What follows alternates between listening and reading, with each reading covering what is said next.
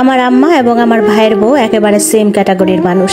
আমার আম্মাকে সবসময় দেখতাম তার বাবার বাড়ির মানুষদের নিয়ে অনেক বেশি ব্যস্ত থাকতো, খুব বেশি নাচানাচি করতেন, মাতামাতি করতেন। ওনার বোনেরা কি পছন্দ করেন, ওনার মা বাবা কি পছন্দ করেন, ওনার ভাইয়েরা কি পছন্দ করেন, এগুলো নিয়েই উনি অনেক বেশি ব্যস্ত থাকতেন। এই জিনিসটা নিয়ে আমরা ছেলে মেয়েরাও তার উপর অনেক বেশি অসন্তুষ্ট ছিলাম। এমনও অনেক হয়েছে যে আম্মা তার ভাই বোনদের পোশাক আশাক কিনে দেওয়ার জন্য, তার ভাগনা ভাগ্নিদের পোশাক আশাক কিনে দেওয়ার জন্য আমাদেরকে ঈদের পোশাক আশাক কিনে দিবেন না। আর এই জন্যই কিন্তু আমরা অনেক ঈদের ড্রেস না কিনে ঈদ কাটিয়ে দিয়েছি। এগুলা নিয়ে তিনি অনেক বেশি খামখেয়ালি করতেন। ওনার ধারণা ছিল যে এক ঈদে আমাদের দিয়েছে তো কি হয়েছে, ওনার ভাইয়ের ছেলে মেয়েদেরকে তার 2 ঈদেই দেওয়া লাগবে। উনি সবসময় বাবার বাড়ির জন্য কি খাওয়াবেন, কি রান্না করবেন, তাদেরকে কখন দাওয়াত দিয়ে খাওয়াবেন, এসব নিয়েও আমার মা আমার আব্বার সাথে ঝামেলা করতেন। আমরা ঢাকা শহরে বাসা নিয়ে থাকতাম একদম ছোটবেলা থেকেই। সবসময় দেখতাম যে ঘরের ভেতর একটা অশান্তি লেগেই থাকতো, ঝগড়াঝাঁটি ঝামেলা এগুলো হতো। আর সেই ঝগড়াঝাঁটি ঝামেলার কারণ নির্ণয় করতে গেলে দেখা যেত যে আমার আম্মা নিজের যা কিছু ছিল সবকিছুই তার বাপের বাড়ি পাঠাই দিত। আমার নানা বাড়িও ঢাকাতেই ছিল।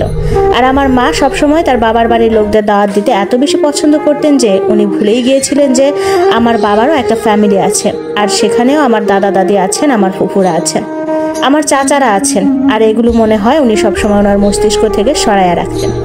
আমি কখনোই আমার মাকে দেখি নাই যে তিনি আমার ফুফুদের সাথে কখনো 2-4 ঘন্টা বা 5 মিনিট 2 মিনিট কথা বলছে। যদিও বা আমার ফুফুদের সাথে ওনার কথা হতো, তাহলে কথা কাটাকাটি হতো। উনি সবসময় আমার ফুফুদের সাথে ঝগড়া করতেন, তাদের কথায় সবসময় দোষ ধরতেন। এগুলো ছোটবেলা থেকে আমাদের ভাই বোনদের খুবই কষ্ট দিত। এটা স্বাভাবিক যে মেয়েরা তার বাপ ভাইয়ের জন্য করবে, তার ফ্যামিলির জন্য করার চেষ্টা করবে, কিন্তু আমার মা সবসময় একটু অতিরিক্তই করতো। এমনকি ঈদের দিনেও সেমাই রান্না করেও আমাদেরকে বাসার লোকদের দেওয়ার আগে ওনার বাপের বাড়িতে পাঠাই দিত। বিষয়টা আমাদের ভাই বোনদের জন্য একটু কষ্টদায়ক ছিল। আমরা কষ্ট পেতাম কিন্তু সেটা প্রকাশ করতাম না। বিষয়টা এমন না যে আমাদের নানা মামাদের তেমন কিছুই ছিল না, মানে এরকম কিছুই না। মানে কিছু কিছু মানুষ থাকে না, বাপের বাড়ির ফ্যামিলি নিয়ে ভাই বোনদের নিয়ে অনেক বেশি মাতামাতি করা। আমার আম্মা অনেকটা ওই টাইপেরই ছিল। এখন আমার 2 ভাইয়েরও বিয়ে হয়েছে, আমার 2 ভাইয়ের বউরাও তাদের বাপের বাড়ির জন্য এরকমই করে। এখন দোষটা কাকে দেব বলেন তো? দোষটা আমার মায়েরই। কেননা আমার মায়ের জন্য আমার ফুফুরা কখনো আমাদের বাসায় 1 সপ্তাহ থাকতে পারেনি, না আমাদের গ্রামের বাসায় না আমাদের শহরের বাসায়। আমরা গ্রামে এবং ঢাকায় 2 জায়গায় মিলাই থাকতাম, কিন্তু আমার ফুফুরা কখনোই তার বাবার বাড়িতে এসে তৃপ্তির সহকারে বেড়ায় যাইতে পারেনি। আমার মা যখন থাকতেন তখন তো ওনারা মোটেও আসতেন না, কারণ আমার মাকে তারা খুব বেশি একটা পছন্দ করতেন না। আর পছন্দ করার মতো কোনো কাজ কখনো আমার মা করেননি, কারণ আমার মা কখনো আমার ফুফুদের প্রতি আগ্রহী ছিলেন না। আর এই নিয়ে আমার আব্বার সাথে আমার মার অনেক ঝগড়াঝাটি, অনেক মারামারি হয়েছে। এমনও হয়েছে আব্বা এই বিষয়গুলো নিয়ে আমার মায়ের গায়ে হাত তুলেছে। উনি ঠিক মতো আমার দাদা দাদির খাবারের বন্দোবস্ত করতে পারতেন না। একেবারে ব্যর্থ একজন নারী ছিলেন। এগুলো নিয়ে আমাদের অনেক খারাপ লাগতো। আমার সাথে আমরা অনেক ঝগড়া করতাম, কারণ আমরাও চাইতাম আমরা আমাদের ফুফুদের বাসায় যাই, আমরা সবাই একসাথে হব, অনেক আনন্দ করব, সবাই মিলেমিশে থাকবো, ফুফুরা আমাদের বাসায় আসবে বেড়াতে, আমরা ফুফুদের বাসায় বেড়াবো। কিন্তু আমার আম্মার জন্য এরকম কিছুই হতো না। কিন্তু আমার আম্মার ভয়ে আমার 5 ফুফুর 1 ফুফু বাসায় আসতো না। আর আসলেও আমাদেরকে খাবার দাবার দিয়ে আমাদেরকে একটু আদর যত্ন করে অল্প কিছু সময় থেকে তারপর চলে যেতেন। কারণ আমার ফুফুরা জানতেন আমার মা 1 বেলা খাওয়াবেন আর 3 বেলা আমার বাবার সাথে ঝগড়া করবেন। যাই হোক, আমার ফুফুরা যেমন আমার বাবার বাড়িতে আসতে পারতেন না, এখন আমরাও তেমন আমাদের বাবার বাড়িতে যেতে পারি না, কারণ আমার ভাইয়ের বউগুলো এরকমই, সব সময় বাবার বাড়ি নিয়ে ব্যস্ত। আমার আম্মা এখন মাঝে মাঝে আমাদের কাছে এসে আমাদের ভাইয়ের বউদের নিয়ে অনেক সুখ তাপ দুঃখের কথা বলে।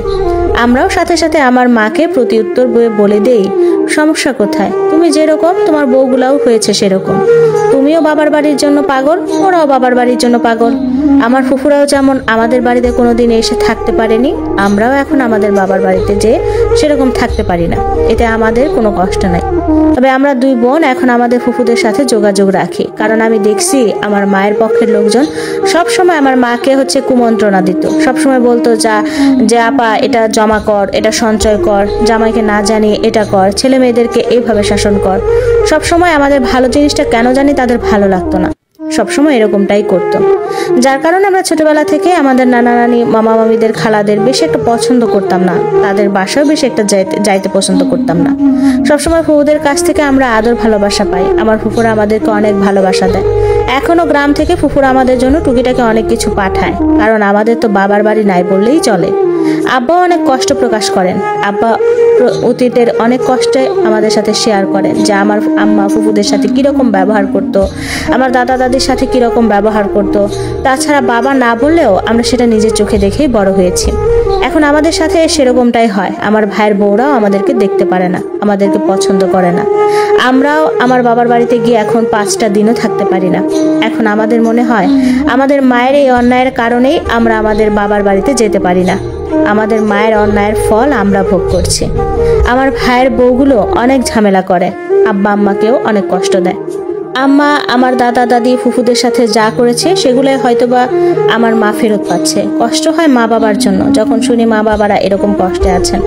এখন মাকে বলি, মা একটা সময় আমার ফুফুরা এরকম কষ্ট পেয়েছেন, আমার দাদা দাদি এরকম কষ্ট পেয়েছেন, সেটাই আজকে আপনারা ফেরত পাচ্ছেন। আমার ফুফুরা অনেক কষ্ট করেছেন, তাদের হক নষ্ট করেছেন আপনি। আপনার জন্য কখনো আমার ফুফুরা তাদের বাবার বাড়ি এসে থাকতে পারেন নাই। আসলে দুনিয়াতে আপনি যেটা করবেন সেটাই কিন্তু একটা পর্যায়ে গিয়ে ফেরত পাবেন। এই জিনিসগুলো মাথায় রেখে কিন্তু আমাদের আত্মীয় স্বজনের হক আমাদের আদায় করতে হবে।